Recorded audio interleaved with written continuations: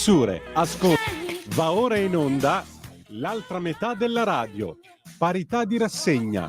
Conduce Laura Ravetto.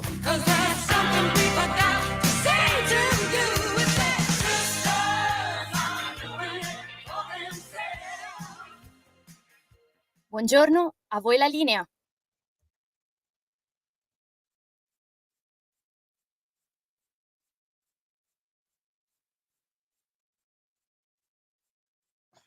Eccomi. Buongiorno a te, cara Natalia, e ben trovata. Amiche e amici miei, ma non dell'avventura, buon pomeriggio. Siete sulle magiche onde di Radio Libertà. Questa è l'altra metà della radio. Io sono Antonino Danna e questa è la puntata di oggi, martedì 28 di ottobre dell'anno del Signore 2025. Con noi la nostra padrona di casa Laura Ravetto. Buon pomeriggio, cara. Cosa succede? Cosa accade? La recupero subito, Antonino. Perfetto. Ecco, la recuperiamo un attimo e naturalmente andiamo avanti con la trasmissione. Vi ricordo come sempre, date il sangue, in ospedale serve sempre, salverete vite umane, chi salva una vita umana salva il mondo intero, secondo appello radiolibertà.net, fesso chi non lo legge, perché vi perdete un bellissimo giornale online dove ci sono i Liberamente del direttore responsabile Giovanni Sallusti, gli Autodafé di Giulio Cainarca, la rassegna stampa di Semivarin, le videopillole e molto altro ancora. Vi ricordo anche i nostri recapiti 340 670 9659 per le zappe o WhatsApp, oppure 029294 7222 per il telefono che è aperto da ora. Ma adesso buon pomeriggio alla nostra Laura Ravetto, ben trovata. Grazie Antonino, ben trovato a te, grazie di avermi aspettata, dovevo finire un piccolo voto in commissione, ora ci sono per voi. Don't worry mia cara, siamo qua per questo, ci mancherebbe pure. Allora, cara Laura, intanto buon pomeriggio e cominciamo la nostra rassegna stampa con una tua dichiarazione che io traggo dalla Verità di stamattina, poi diremo di che cosa si tratta. Laura Ravetto, davanti a questo ennesimo crimine, chiede: come mai queste persone circolano senza essere in prigione? Non si possono vanificare con continui rilasci gli sforzi delle forze dell'ordine. A cosa mi riferisco? Mi riferisco, amiche e amici miei, ma non dell'avventura, a questa notizia: massacrava le donne senza alcun motivo, arrestato senegalese, era l'incubo di Milano. Pensate, un rifugiato che aveva già compiuto diverse rapine, terrorizzava la zona di Porta Venezia, questo, già che c'era, sceglieva una donna a caso e la pestava a benvenino. Ne ha pestate 9 prima che si arrivasse a fare qualcosa contro questo galantuomo si fa per dire. Ecco, Laura, ma di che cosa, cioè, ma è mai possibile che gente così, accolta, tutelata, rifugiata, prende e decide di prendere a cazzotti la prima donna che passa e nessuno dica niente? Ovviamente no, e speriamo che questa sia la volta buona, che non ce lo ritroviamo per strada. Allora, qua chiaramente ci sono dei problemi a monte che sono sicuramente legati ai flussi migratori, nonostante gli sforzi del nostro Ministro degli Interni. È chiaro che l'approccio un po' buonista che c'è stato su questi temi portato dalla sinistra negli anni passati ha fatto sì che questo soggetto, mi pare, che risulti qui con un permesso che gli è stato attribuito poiché era considerato nel suo paese una persona che poteva avere problemi dal suo orientamento sessuale. Ti ho detto tutto. Cioè, noi viviamo in una situazione in cui ancora ci sono delle commissioni che, quando uno cerca di espatriare questi soggetti, dicono no, tu non lo puoi espatriare, gli devi dare il permesso perché questo è un perseguitato, perché gli piacciono le persone del suo stesso sesso e nel suo stato lo prenderebbero come una cosa grave. Cioè, siamo a questo punto, cioè basta che uno arrivi e dica guardi, io sono omosessuale e quindi va bene, ti diamo il permesso. Ora va accertato che fosse questo il caso, ma pare proprio di sì. Questa cosa la trovo gravissima. Però trovo ancora più grave che a monte c'è il problema migrazione e quindi alcuni parlano di remigrazione, ma io trovo ancora più grave il fatto che siano a piede libero. Cioè, una persona che ha massacrato di botte 9 donne deve essere in carcere alla prima donna, non alla nona. e quindi evidentemente c'è qualcosa che non va nel sistema processuale, per cui queste situazioni vengono evidentemente sottovalutate e queste persone vengono rilasciate subito. Questo mettendo a rischio le nostre forze dell'ordine, che di nuovo si trovano ad affrontare questi soggetti, i soldi pubblici, perché bisogna riutilizzare le forze dell'ordine, e soprattutto l'incolumità, in questo caso delle cittadine milanesi, delle donne che girano a Milano, in generale dei cittadini della città. Quindi c'è un tema sicuramente di città allo sbando, perché Milano ormai è dal punto di vista della sicurezza non gestita, dobbiamo dircelo, però c'è anche un tema che se le forze dell'ordine vanno e arrestano e poi i giudici rimettono fuori immediatamente, tutto questo sforzo è vanificato. Infatti io voglio aggiungere qualcos'altro dal pezzo del collega Matteo Carnieletto. Il calciatore, tra virgolette, come viene chiamato, poteva essere fermato prima perché era già noto per una serie di reati contro il patrimonio, come furti e rapine. Ma non è bastato. Il senegalese ha terrorizzato per mesi un intero quartiere, peraltro centrale, prima di finire in cella. I cittadini, oltre a prendere le botte dal 23enne, erano costretti a cambiare il percorso perché sapevano che c'era lui ad aspettarli, col suo carico di violenza da sganciare. Ora finalmente è stato fermato dopo almeno 7 aggressioni fatte di lividi, percosse e sangue e si trova a San Vittore. Aggiungo anche un'altra cosa. Questo signore, che è stato fermato più volte e aveva presentato almeno 11 alias diversi, è accusato di aver malmenato i passanti almeno 7 volte da agosto a ottobre. Botte dure, botte che hanno provocato prognosi fino a 60 giorni. Nel suo mirino c'erano soprattutto le donne, spintonate o colpite alla testa mentre tornavano a casa o si dirigevano al lavoro, come provasse qualcosa contro di loro, come se alla fine se lo meritassero. Oppure si tratta solo di codardia, colpisco chi fa più fatica a difendersi. Chi terrorizzato so che non potrà reagire, per cui sfogo su di loro la mia forza, questi forse i ragionamenti del senegalese. Quando non era possibile colpire al capo, il calciatore percuoteva le donne alle gambe, oppure in qualsiasi punto potesse far male. Violenza senza senso, violenza gratuita. Ora, a parte il fatto che colpire una donna alla testa basta poco e davvero le causi una commozione cerebrale, la fai cadere, sbatte la testa e muore. Ma Cioè, scherziamo. ma davvero? Ma qui dove siamo? Ma dove siamo?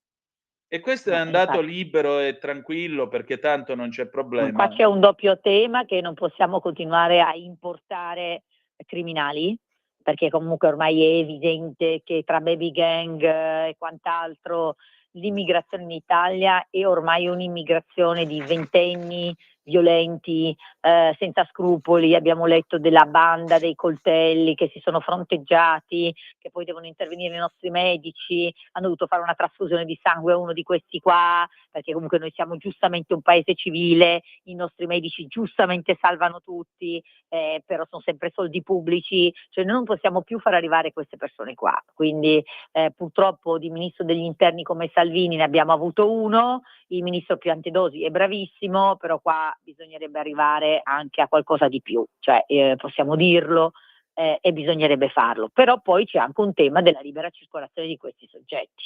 Ripeto, le nostre carceri saranno pure strapiene, di questi soggetti dovrebbero essere piene.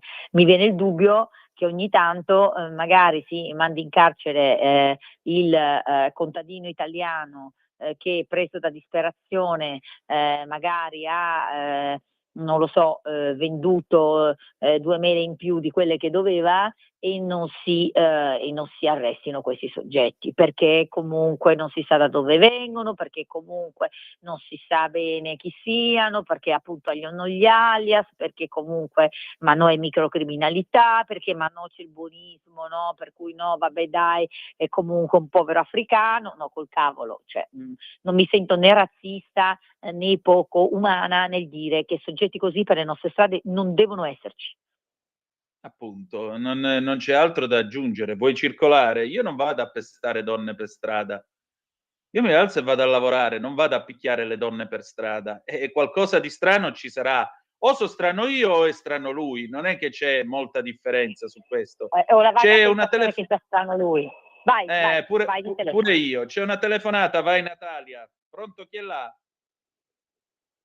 Sono io, sono Daniele dall'Onate Ceppino. Ciao Antonino. Ben trovato, ciao. Ciao Daniele. Ciao, anche. Va bene, buongiorno. Volevo dire, la nostra Radio Libertà fa un'ottima sicuramente informazione come quella che state facendo voi. Però il problema è sempre quello che adesso, quando poi il popolo bue, come me, come tante persone che ascoltano, vi ascoltano e si rendono conto che cosa cambia, cosa è cambiato? Nulla. Per cui dopo ci ritroviamo che dopo che hai votato la Lega per 30 anni, adesso la coalizione, adesso questo, adesso quello, le cose più banali, più cose che lo Stato dovrebbe, ma anche voi che siete politici lì al Parlamento a Roma, dovreste mettere a posto velocemente, non lo fate. Dopo non chiedetevi mai perché pubblicizzando questi problemi del senegalese, di questo, di quell'altro, poi la gente sotto il 50% le votazioni di regione in regione. Muovetevi signori, muovetevi, che è ora di fare pulizia. Grazie. Sembra un po' un discorso da bar però, perché muovetevi signori, muovetevi. Quando sei in coalizione e c'è il 10%, fosse un monocolore leghista al 54%, potrei capirlo sto discorso. Ma in un governo di coalizione non è che muovetevi signori, muovetevi. Ma in Chiedo realtà, scusa. no, ma in realtà di questo discorso che condivido perché bisogna sempre migliorare, però c'è un tema, non è vero che non è cambiato niente. Gli sbarchi sono notevolmente diminuiti con questo governo, i rimpatri sono notevolmente aumentati, però sai, certo, se poi tu inizi a fare i centri in Albania e c'è dei giudici che ti dicono che li devi riportare indietro, diventa complicato. Io non voglio levarci tutte le responsabilità perché non è il mio stile. Io penso che bisognerebbe trovare il coraggio di fare quello che ha fatto Matteo Salvini, cioè chiudere i porti. Capisco anche che dopo quel che è successo a Matteo Salvini, che adesso deve ritornare a Natale in Cassazione, troverai pochi ministri dell'interno in futuro che si vorranno comportare così, perché anche se il fatto non sussiste, perché questo è stato l'esito del secondo grado di giudizio, rimane che non so quanti hanno la tempra e la voglia di attraversare 30 udienze e anni di processo. Quindi diciamo che i giudici sono riusciti a mandare il messaggio: se chiudete i porti comunque casino ve lo facciamo. Sai, allora diventa difficile riuscire a risolvere il problema.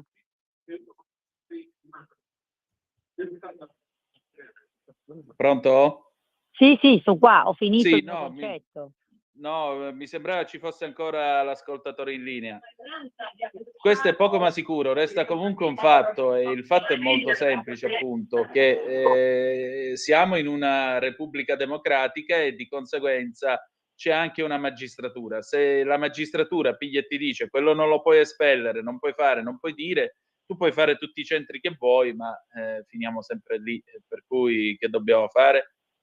Ed è un problema tra l'altro diffuso in tutta Europa, perché io parlavo con l'eurodeputata Marieke Elers dei Patriots for Europe, le ho fatto una lunga intervista per il libro che sto preparando e lei mi diceva proprio questo. Cioè persino in Olanda c'era un provvedimento di espulsione per alcuni che dovevano essere espulsi nel Belgio, rimandati in Belgio, e il giudice gli ha detto che no, che il Belgio era un paese pericoloso. Ora io sono stato a Bruxelles, vi dico la verità, Bruxelles di giorno è un posto bellissimo per suicidarsi. Di notte si anima di vita, Io ma di veramente giorno, vorrei mamma vederla, mia. una decisione di un giudice che dice che i nostri europarlamentari sono tutti in pericolo. Sì, bellissimo, bellissimo, cioè veramente. Cioè, eppure però, quando tu ti senti dire una cosa del genere, dici vabbè, allora qua in Europa siamo combinati proprio bene. Cioè, comunque, Sì. andiamo avanti con la nostra rassegna stampa. Intanto sono le 14:27, fra poco faremo la pausa breve delle 14:30. Stavolta vado sul Libero. La denuncia della giornalista Francesca Barra nuda su un sito per adulti: mi ha spogliata l'intelligenza artificiale. Ancora donne che si trovano in rete, ora si indaga su social media girls, le foto di croniste, cantanti, politiche create con l'intelligenza artificiale. Vediamo un po' chi è che si è messo nel mezzo. Dice Francesca Barra: ho scoperto ieri che su un sito per adulti circolano immagini di me nuda generate con l'intelligenza artificiale. E questi sono i deepfake pornografici, immagini e video falsificati con l'uso dell'intelligenza artificiale. Non sono io, ha subito spiegato, ma qualcuno ha deciso di costruire quella menzogna per ottenere attenzione e insinuare il dubbio che potessi essermi mostrata in quel modo negli ambienti in cui lavoro o ho lavorato, in Mediaset e con Piero Chiambretti. Il suo primo pensiero, dice, è andata ai figli. Ho provato imbarazzo e paura per ciò che avrebbero potuto leggere. Quelle immagini, se finite nelle mani sbagliate, avrebbero potuto ferirli. Poi l'appello, ho pensato alle figlie e ai figli di tutti, alle ragazze che subiscono la stessa violenza digitale e forse non hanno i miei stessi strumenti per difendersi. Barra parla di furto dell'immagine, del corpo, della libertà di essere viste come si è e sottolinea che chi crea, diffonde o ospita questo materiale commette un reato, ma troppo spesso le leggi, la rete e le piattaforme arrivano dopo. E tra i volti compaiono, oltre alla Barra, Chiara Ferragni, Benedetta Parodi, Federica Nargi, Andrea De Logu, Caterina Balivo, Diletta Leotta, Selvaggia Lucarelli, Sofia Loren e Angelina Mango. La maggior parte delle immagini è stata pubblicata nel 23, alcune sono già state rimosse. La Polizia Postale ha avviato accertamenti sui server e sui gestori del sito dopo le numerose segnalazioni arrivate nelle ultime settimane. Laura, ora voglio dire, tu sei anche una donna che spesso è, diciamo, come possiamo dire, che spesso è apparsa sulla stampa italiana, insomma, sei una bella donna, anche tu, piaci a tanti italiani. Ecco, ma se tu ti trovassi in una compagnia del genere, no? Anche tu con la Barra e tutte le altre, come la vivresti una cosa del genere? Allora, intanto io ti devo dire che io ho dato la solidarietà immediata a Francesca Barra, perché comunque ovviamente non è che poiché uno è un giornalista di una parte magari di sensibilità politiche differenti che non si dà la solidarietà, e mi auguro che l'abbiano data tutti, perché Francesca Barra è una professionista seria e come nessun'altra donna al mondo merita di essere strumentalizzata in questo modo, e mi auguro che la sua causa porti dei risultati notevoli ed esemplari nei confronti di questi criminali. Come l'avrei presa? Come l'ha presa lei, credo, da madre. Cioè tu puoi immaginare, no, per quanto tu sappia che non sei tu quella, e sono degli infidi sicuri che utilizzano questi siti e poi questi programmi per creare queste foto pornografiche per i loro scopi più biechi, pensa essere madre di figli che possono vedere quelle foto in rete, no? E che magari non possono distinguere se è vero o no, ma anche potessero distinguerlo, no? Vedere la loro madre in quel modo. È uno schifo. Noi abbiamo già fatto molti provvedimenti su questo, gli strumenti ci sono molto stupita dal fatto che nonostante i nostri provvedimenti, nonostante le sanzioni alte, nonostante le ottime possibilità di avere lauti risarcimenti che mandano in rovina anche le persone, questi siti disgustosi continuano a produrle. Evidentemente c'è troppa domanda. Quindi oltre a farci un esame su queste persone disgustose che fanno questo, io faccio un pensiero anche alle utenze. Ma sai quando ci chiediamo, ma è possibile tante donne uccise? Io non li conosco tutti questi assassini. Ecco, io non li conosco, a mio avviso, degli uomini che desiderano andare a vedere queste cose disgustose, però ce ne sono. Bisogna cominciare a individuarli e ad arginarli. Benissimo, e questo mi sembra più che chiaro. Le 14:32, ci fermiamo un attimo per la pausa e torniamo subito. Lo amiamo perché ci offre sempre le cose più buone e naturali. Linea Alberto Acerbis. Buongiorno a tutti. Allora, no, scusate, sono Alberto Acerbis. No, mi viene da ridere perché io non so più, siete in tantissimi. Allora, non è che voi dovete ordinare da noi oggi per oggi. Noi abbiamo l'urgenza, hai bisogno per domani, 2 giorni ti arriva. Però i nostri prodotti sono prodotti freschi, volutamente freschi. Se poi ti piace roba confezionata che rimane nel magazzino una settimana, un mese, 20 giorni, è un altro discorso. Dicendo questo parlo delle creme. Mi chiama una signora e dice: ma io vorrei la crema, me la consigliate per oggi? Mi chiama la mattina, di Bolzano, Potocetto, e come faccio? Allora, facciamo le cose fatte bene. 3 giorni la consegna, 3-4 giorni. Quindi, se volete la crema alla bava di lumaca Rimas o lo sciroppo o il gastro free per la gastrite o l'ACUC2 per i dolori articolari, leggete l'opuscolo. Andate su olioacerbis.com, olio oppure sezione integrazione, sezione cosmetica, e prenotate. E quando vedete come ci hai conosciuto Radio Libertà, un omaggio per voi. Il trasporto non è gratuito, parlando delle tre creme alla bava di lumaca Rimas, 3 creme alla bava di lumaca biologica. Se voi andate in farmacia, Short Tour, vorrei una crema alla bava di lumaca biologica certificata da BioCert Italia in soluzione all'80%, cosa mi fa spendere? Ti chiedono 45 euro. Ed è il suo prezzo, che sia biologica, fatta in Italia, con certificazione, è una cosa seria. Ecco, una 45 euro. Io stamattina, però, se volete chiamare 030 68 40 408 per l'inverno, non sto scherzando, 3 creme Rimas, 3,79 euro. Siamo in raccolta alla bava, abbiamo disponibilità, io sono fatto così, mi piace far così, oppure visitate olioacerbis.com. Grazie, alla prossima. Di nuovo a voi la linea. Grazie Natalia, rieccoci le 14:34 minuti e 23 secondi sulle magiche onde di Radio Libertà. Questa è sempre l'altra metà della radio. Laura Ravetta, Antonino Danna al microfono con voi. Vi ricordo sempre il numero di telefono 0292947222 se volete intervenire. Abbiamo anche una zappa che è arrivata dal nostro Maurizio, e Maurizio fa questa riflessione abbastanza amara. Comunque le solite storie con delinquenti vogliono portarci a difenderci da soli, decisi e veloci. Piantedosi deve pensare a dimettersi e lasciare il posto ad altri, ne gioverebbe la fiducia, Maurizio.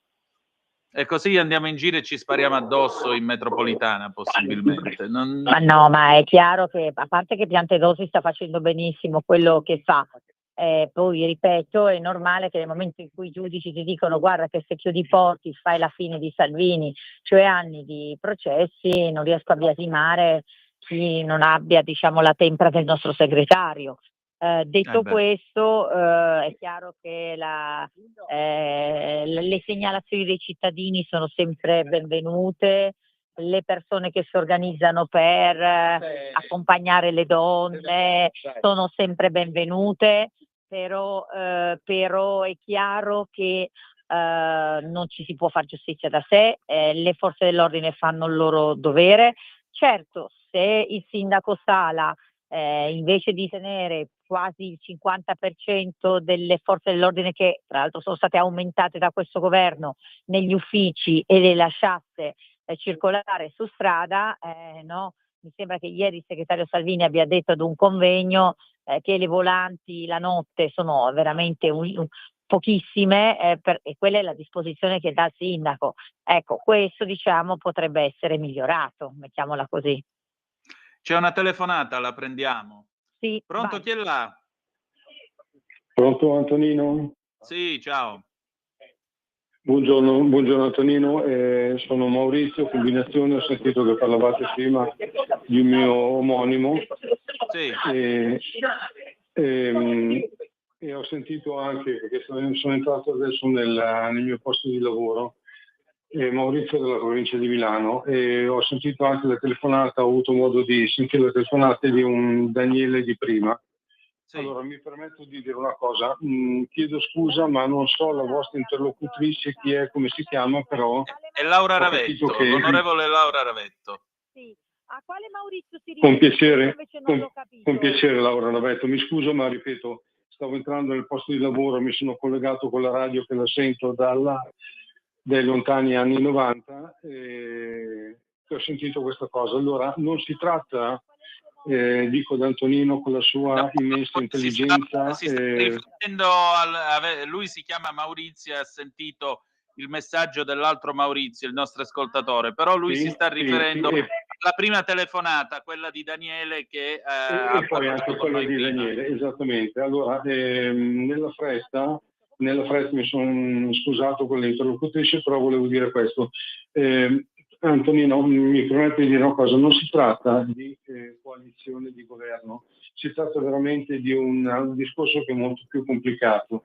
Io ho la figlia che è laureata in giurisprudenza, ho avuto la fortuna nella mia vita di indossare la divisa di carabiniere e devo dire che sono molto meravigliato della magistratura, perché, e non solo quello, aggiungo molto velocemente per riassumere i miei motivi, ho avuto anche 2 furti in casa, tra l'altro una persona la stavo prendendo così, non ho fatto tempo, e nella confidenza con i carabinieri, anche se siamo in radio, però lo posso dire, mi hanno detto tante volte, purtroppo non possiamo fare più di tanto, perché se effettuiamo l'arresto anche del battere la pesca del momento, dopodiché il giorno dopo viene lasciato.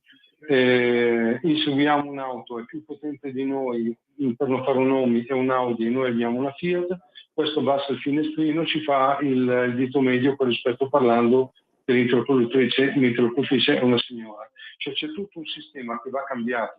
Concludo dicendo, ho sentito un paio di esperienze di chi è andato a Dubai che dicono veramente là ci sentiamo tranquilli, nel senso che chi ruba, adesso per carità non voglio che arriviamo a questi livelli qua, ma c'è da rivedere tutto un sistema bislacco particolare. Chi ruba viene tagliato la mano e altro. Concludo dicendo, ma mia figlia tante volte mi ha detto, lavorate in giurisprudenza, dice applicano le leggi, ma la magistratura, in quanto uomini, in quanto persone, quando dispongono o applicano una legge, loro hanno una scorta come tutte le persone, come un certo sindaco di Milano che dice che la percezione è una percezione della violenza a Milano. Certo, lui ha una scorta, non usa i mezzi e quant'altro, però dico, quando queste persone applicano una legge, ma si mettono una mano sulla coscienza, questo io mi pongo come persone e come legislatori, come magistrati. Approvano certe cose e qua mi fermo. Perdonatemi. Buona continuazione. Laura, prego. Sì, intanto grazie Maurizio. No, io non ho capito chi fosse l'omonimo, perché Daniele non è un'omonimia, no? Quindi lui ha detto come l'altro Maurizio. Prima dell'altro Maurizio che ha mandato il messaggio dicendo facciamoci giustizia da soli, ok, io invece cacciate piante speravo che d'osso. fosse un riferimento che so a Landini, mi pare si chiami Maurizio, no Landini? Sì, allora anche speravo Landini, che potessimo ma scatenarci su Landini, peccato.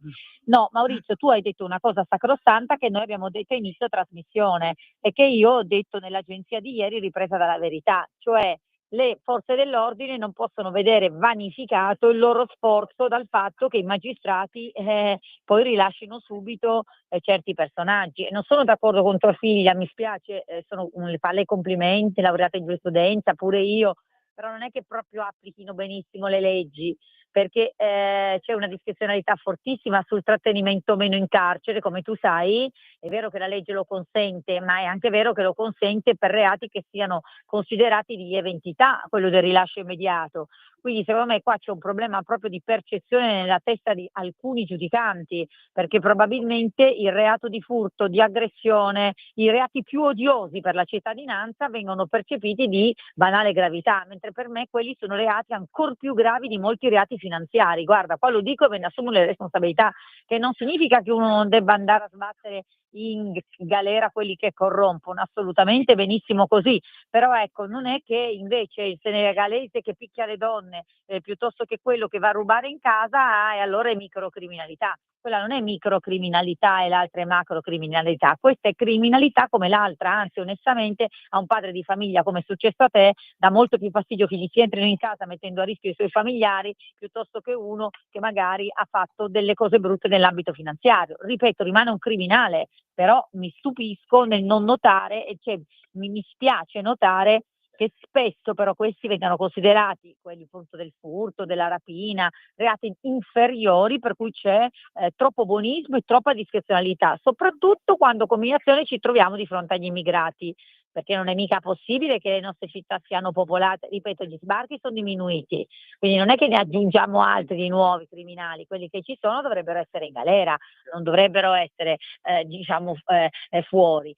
Naturalmente non vorrei mai un sistema come quello di alcuni paesi dove si ruba viene ucciso, non è questo l'idea di legge che ho io, ti tagliano la mano, però vorrei semplicemente che venissero rispettate le leggi che ci sono, cioè chi ruba in casa, fuori casa dovrebbe essere in carcere, banalmente. Abbiamo un'altra telefonata, la prendiamo. Pronto, Vai. chi è là? Buongiorno, sono Daniele da Arona. Benvenuto. Grazie. Mi sembra quasi superfluo dire che da anni la percezione di quasi tutte le persone normali, a parte gli ideologizzati rossi, è che il problema di questa nazione è la magistratura. Finché non avremo risolto questo problema, possiamo fare tutte le leggi che vogliamo. Vedi la storia dell'affare là in Albania. Ma non ce la caveremo mai, perché quelli governano l'Italia facendo le cose che gli pare a loro. E quindi così siamo per il momento. Grazie e viva la Lega. Grazie a te, Laura. Grazie a te. Allora guarda, io per carità non voglio dire che tutti i magistrati siano così, le generalizzazioni non vanno mai bene, però che ci sia un problema serio nella magistratura e sotto gli occhi di tutti, abbiamo una grande occasione, ragazzi. Nel 2026 c'è il referendum sulla riforma della giustizia. La riforma della giustizia che abbiamo fatto noi, dove c'è l'elezione del CSM, che adesso senza andare a spiegare tecnicalità, però il CSM è l'organo che giudica le responsabilità, le condotte di tutti i magistrati e che fino all'altro ieri era fatto di correnti di amici degli amici, adesso diventa a sorteggio, cioè i componenti vengono scelti a sorteggio, non per uno che passa di strada ovviamente, a sorteggio tra i magistrati, ma questo significa sradicare il sistema delle correnti. Ecco, questo non l'abbiamo fatto per legge, questo può essere confermato o vanificato dal referendum, quindi bisogna, e il referendum si vota, si vince o si perde per un voto in più, quindi bisogna assolutamente che si vada a votare per il mantenimento della nostra legge e quindi contro i quesiti eventualmente che la volessero vanificare e a favore dei quesiti confermativi, quindi mi raccomando, c'è il referendum ad aprile. Infatti. Bisogna dire sì alla riforma voluta da questo governo, quindi sì alla separazione delle carriere e sì all'elezione del CSM. Anche perché non c'è il quorum, quindi i discorsi non vado a votare per protesta. Un voto in più. E naturalmente questo si è reso necessario, come sai, per confermare il voto che c'è stato in aula, poiché si necessita il referendum se non si raggiunge i 2/3 della votazione. Quindi ecco, andiamo a votare e votiamo sì a questa riforma. Esatto, anche perché, diciamo così, il fatto di chiedere il ricorso al popolo, a maggior ragione, è strumento a garanzia del fatto che sarà una scelta voluta dalle persone, voluta dalla gente e non imposta a colpi di maggioranza, come per esempio la sciagurata riforma del titolo quinto della Costituzione, che venne fatta al centrosinistra poco prima delle elezioni del 2001. Quindi scegliete, o decidete voi e una volta tanto avete il diritto di scegliere su un tema che da 30 anni ormai ci trasciniamo appresso e quindi possiamo veramente chiudere questa storia una volta per tutte che dura da mani pulite, o se no non ho altro da aggiungere. Cioè, però se non andate a votare perché volete protestare, la prossima volta muti e pipa, perché questa volta avete la possibilità di dire la vostra e di cambiare davvero le cose. Questo è quello che mi permetto di aggiungere io a margine. Esatto, diciamo che chiunque chiamerà in radio ultimamente dopo il referendum, la prima domanda sarà se è andato a votare oppure no, così come prima, mi raccomando, spargiamo la voce, bisogna andare a votare per questo referendum per mantenere questa legge. Esatto.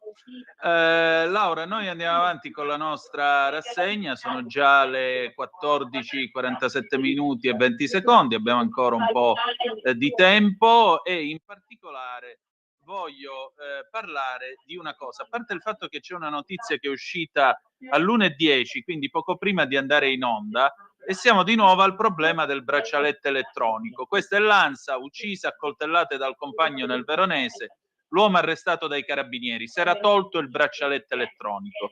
Delitto a Castelnuovo del Garda, la vittima di 33 anni aggredita in casa, l'uxoricida era sottoposto al divieto di avvicinamento alla compagna.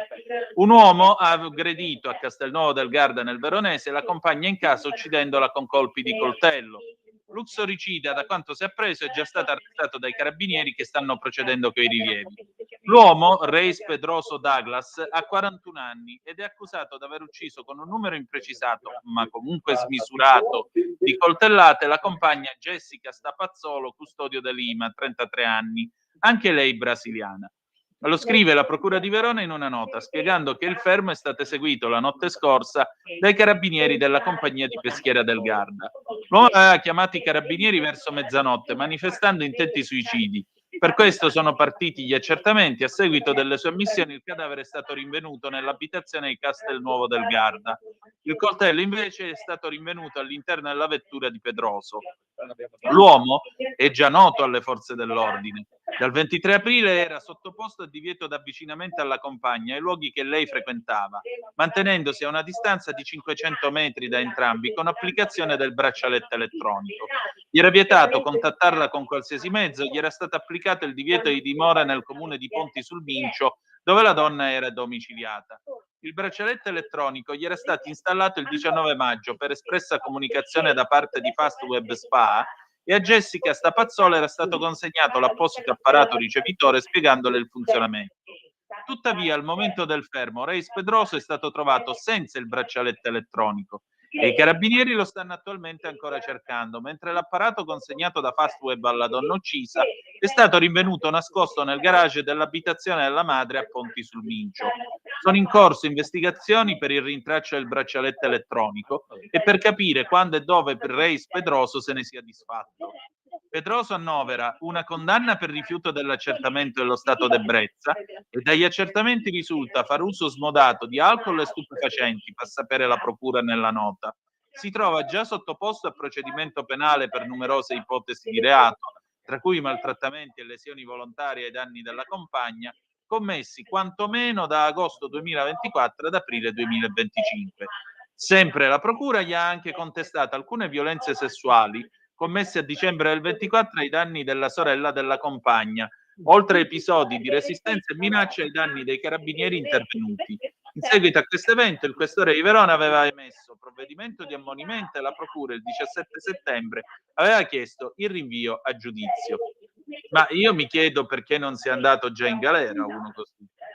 Sì, anche, però un po' qua dobbiamo dircelo, mi chiedo anche se non ci fossero le condizioni per sbatterlo fuori dal nostro paese, perché poi mo basta, ora bisognerebbe capire se questo qua magari è riuscito pure a prendere qualche cittadinanza o no, perché insomma va bene tutto, io difendo sempre il lavoro di tutti, poi ripeto, abbiamo già i nostri problemi nostrani, non vedo perché devo importare assassini di donne, quindi onestamente noi abbiamo fatto tutte le leggi possibili per consentire anche in caso di reati efferati, il rimpatrio più veloce, cioè questa gente non deve essere sul nostro territorio, scusa ma non ho altro commento su questo.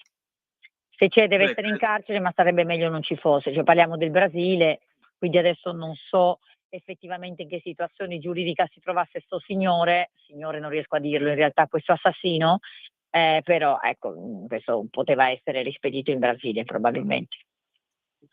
Benissimo, e questo mi sembra abbastanza chiaro. Vabbè, facciamo un po' di cabaret perché nel pezzo di Libero, nella pagina sul Libero, dove appunto la Barra parlava di cose molto più serie, appunto le foto spogliate con l'intelligenza artificiale, c'è però una fotografia della povera Brigitte Macron. Brigitte Macron è un uomo in 10 a processo. È in corso, è iniziato a Parigi il processo sul caso della signora Macron, vittima di offese e fake news sulla sua sessualità. 10 persone accusate di molestie online nei confronti della Première Dame di Francia sono comparsi come imputati in tribunale. La moglie del presidente francese è stata vittima di un'ondata di false informazioni sulla propria identità sessuale, secondo le quali sarebbe una donna transgender. Ad avviare il processo per diffamazione era stata la stessa Brigitte insieme al marito Emmanuel. Sul banco degli imputati 8 uomini e 2 donne, tra cui un insegnante, un gallerista, un uomo politico, un informatico e una medium. Manca solo la marmotta che incarta la cioccolata, poi ci siamo tutti, direi. No, Ma allora, si può arrivare a livelli simili di ridicolo, Laura? no, allora, premesso che questi sono degli idioti e premesso che io naturalmente spero che la signora Macron ottenga tutto il risarcimento possibile e lo dia a beneficenza, però lasciami passare la battuta, no? Visto che quelli di sinistra ci hanno insegnato per anni che guai a pronunciare in maniera inadeguata chi cambia sesso, i transessuali, i pansessuali, però la signora Macron se le danno del trans lo prende come un insulto e quindi fa una causa per diffamazione, diciamo un po' incoerente nella loro ottica della visione del mondo. Sì, anche secondo me, insomma.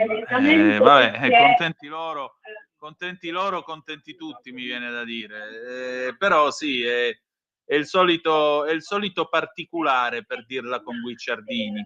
Ma siccome io non sono così istruito, il tamarro che è in me rispolvera un proverbio calabrese: fora du culumeo a cupigliu pigliu, al di fuori del mio deretano chi prendo. Scusate, ogni tanto mi vengono questi sfoghi di tamarraggine. Andiamo verso la fine della nostra trasmissione, anche perché sono già le 14:53.